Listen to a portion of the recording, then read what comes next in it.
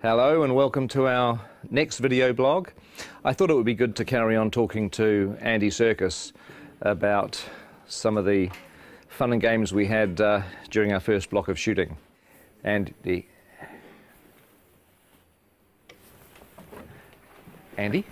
Where is he?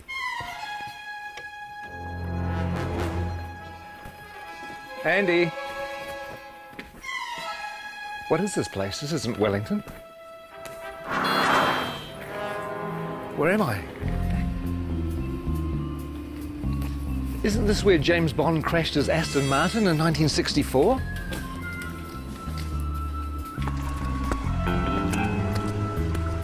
And isn't this where Red Grant trained to be an assassin at the beginning of From Russia with Love?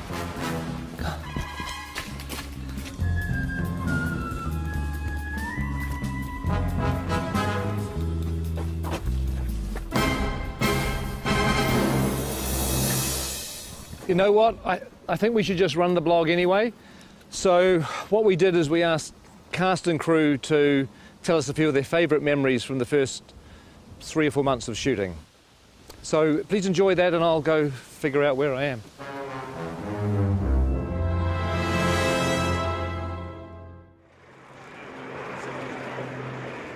What are the things that stand out for you the most from the first block?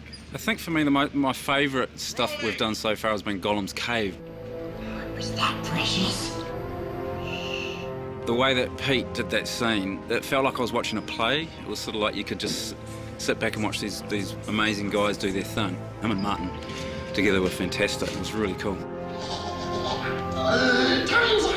Trying to get back into the head of Gollum. I don't know if I ever told this, but it felt like kind of doing an impersonation of a character that I played.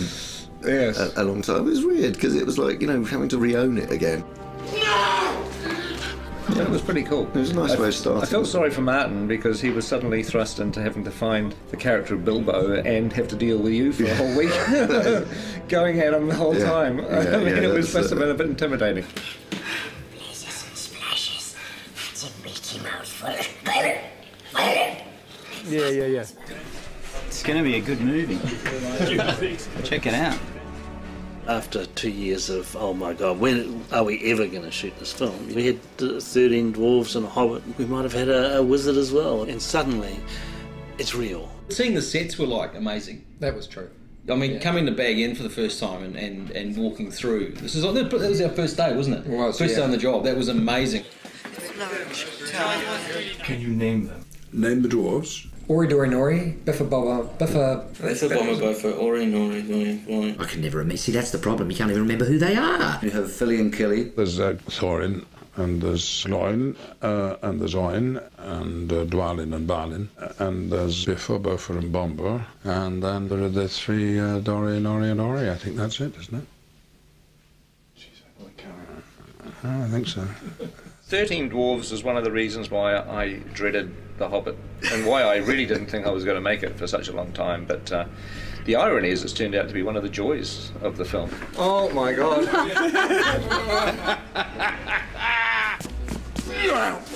What a challenge. I mean, 13 heroes, or 14 with Bilbo. They all have to be differentiated in a way that isn't necessary in the book, but if you keep seeing them, you want to know who they are and specifically and what their attitude is and why they're on this journey. We need to move now! Come on! Some of the best memories were getting the dwarves ready. Everybody has helped these actors kind of find their way through lots of rubber and lots of hair. Walking through Weta and getting to see our designs and going, actually, God, I look amazing. I look the most amazing of anyone. That was probably the best day, wasn't it? Mm-hmm. Yeah. When you all said, gee, Jed's amazing. That's an amazing we design. did, yeah. Some of them actually look pretty bad before they get into the prosthetic. Some of them, in fact, for some of them, a prosthetic is making them look better, to tell you the truth, which says something. Mark Hadlow, for example, springs to mind. I have this lovely bit down here, and then this moustache that comes up here. I look stunning. Actually, I should be in centrefold. One of the things that quite early on we discovered was that Mark Hadlow likes to dress up in costumes, mainly sort of military type things. And the really weird thing about his sailor outfits is that below the waist, nothing. But again, you know, he's a nice bloke though. A little bit of cap. A little bit of cap. One of them doesn't have to wear a beard. Yeah, well, we're all very, very jealous of that. Actually, he is the Aidan Turner. He's the sexy dwarf. I don't even think he's got a beard, actually. Mainly because he's not old enough to grow one. He's the hot one, I suppose, if you like that kind of thing. But if you like knitted cardigans and knitted mittens, then I'm your fella. If there was a boy band in Middle Earth, he would be the leader Williams. of the Robbie Williams of the dwarf world. Whereas you'd be roadie, I think. Yeah, the roadie. Bomb would be a roadie. I think when people see the beards are going to come back in big time. They are. Huge. Give us a kiss. Gelek Dashwood Bar. Gelek Dashwood Bar. We've all learnt a bit of the dwarf language, Cosdor, so we all have a kind of selection of words to fall back on, curses and battle cries. I mean, we speak Dwarvish to each other most of the time when we're on set. Okay, here goes. And Peter can guess what it is, and then I'll tell people. Caused Belcour. Caused Belcour. Caused Belcour. Peter? It means mighty dwarf.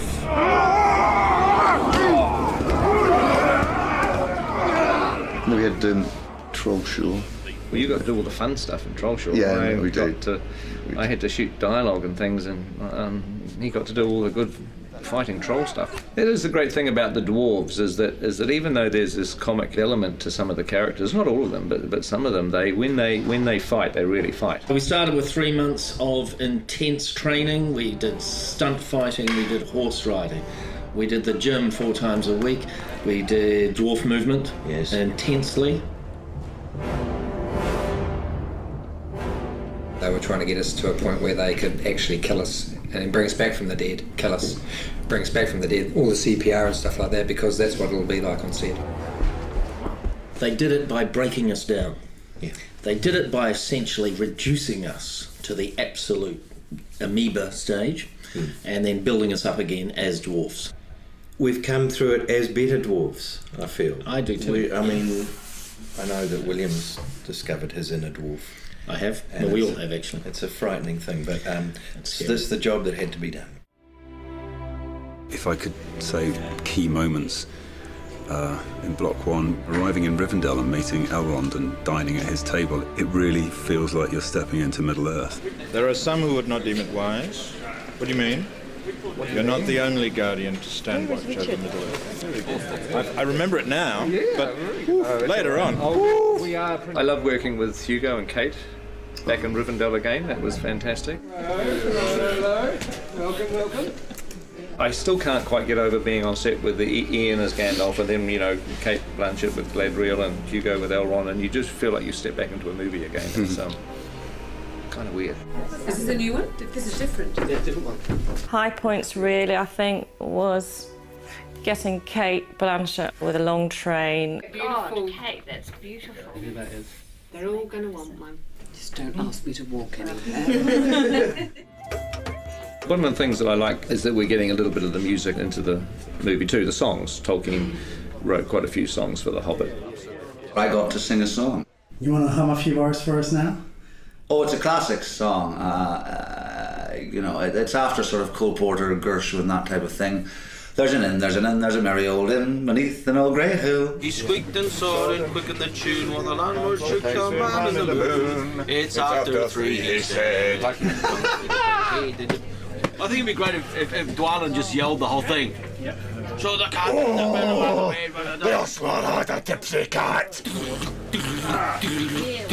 Is this the version? Is this the Metallica version?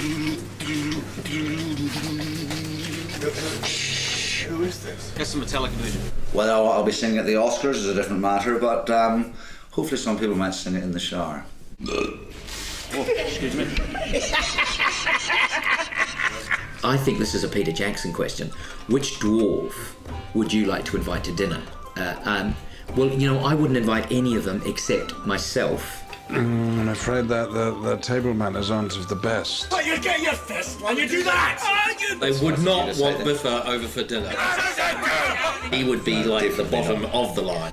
Ori, because he'd be very polite. Excuse me. Well, it'd be me, obviously, because I'd cook. Stephen Hunter does pretty well with the bad table manners. He just eats so much. Have you seen the size of him? I mean, oh good lord.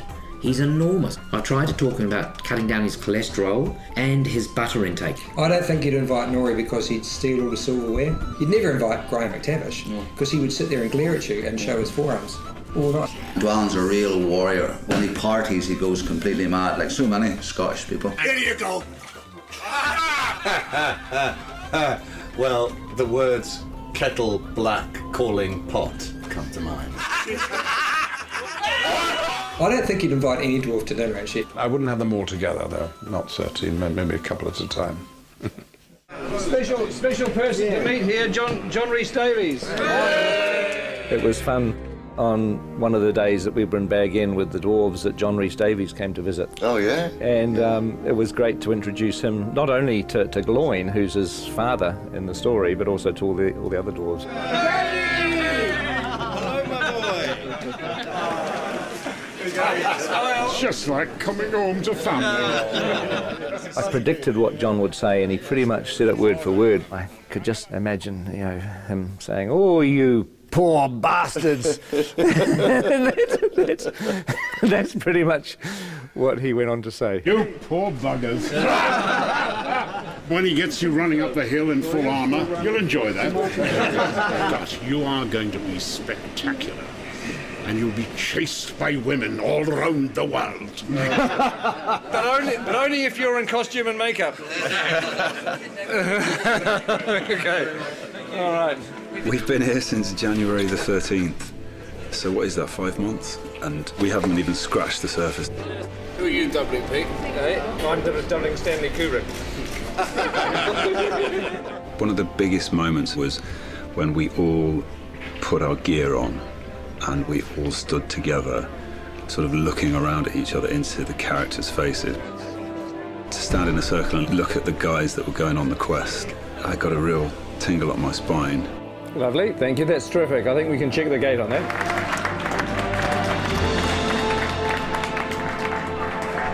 Thank you very much. Thank you, guys. Thanks, guys. Thanks very much. It's terrific. Thank you. Bittersweet moment, but it's time to leave. Hasta la vista. Then driving off. I'm waiting for somebody, sorry. It could have been even... I know. Just go. Oh, really? Yeah, just go. We've had enough. Go. Are you wrapped? No, I'm not wrapped. They're keeping the good people. Okay. Oh, hey, Go again, we'll go now. Hey. Okay, we'll go now. It's a bittersweet moment, but it's time to leave. Hasta la vista. Well, I hope you enjoyed that. I don't know whether there'll be any more because I have to find New Zealand, which I've lost. I think it's over here. Who is that odd little fellow?